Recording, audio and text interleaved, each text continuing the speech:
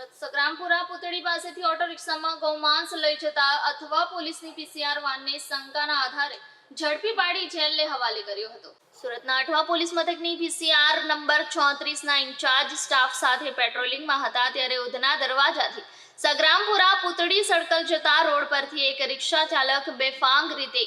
રિક્ષા હંકારી પસાર થઈ રહ્યો હતો, જેને આંતરી ઝડપી લેતા તેની રિક્ષામાંથી 329 કિલોગ્રામ માંસનો જથ્થો મળી આવ્યો હતો, જે અંગે રિક્ષામાં સવાર માન દરવાજા ખાતે રહેતા ઇરફાન અઝીઝ શેખ, નાજીમ અખ્તાર શેખ અને સોએબ સરદાર કુરેશીને ઝડપી પાડ્યા હતા અને માંસનું FSLમાં રિપોર્ટ કઢાવતા ગૌમાંસ હોવાનું બહાર આવ્યું હતું, જેથી અઠવા પોલીસે ત્રણેય સહિત એક બાળ કિશોરની ધરપકડ કરી ચારેય વિરુદ્ધ કાયદેસરની કાર્યવાહી હાથ ધરી હતી। સુરત પોલીસ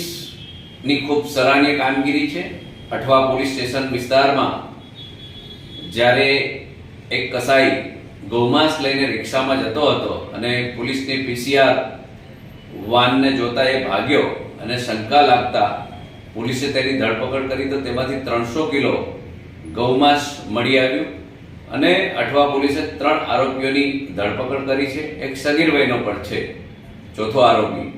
એટલે ખૂબ સારું કામ કર્યું છે। નવરાત્રીના પવિત્ર તહેવારની અંદર પણ જો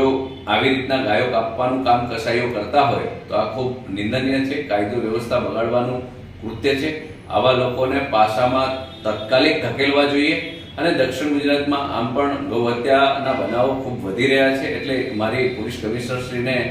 અને રેન્જ આઈજીશ્રીને વિનંતી છે કે જે પણ આમાં સંડોવાયેલા હોય, જૂના જે કંઈ કસાઈઓ આ કૃત્ય કરે છે એવા તમામ લોકોને પાસામાં ધકેલવા જોઈએ, જેથી કાયદોની વ્યવસ્થા આપણી જળવાઈ રહે।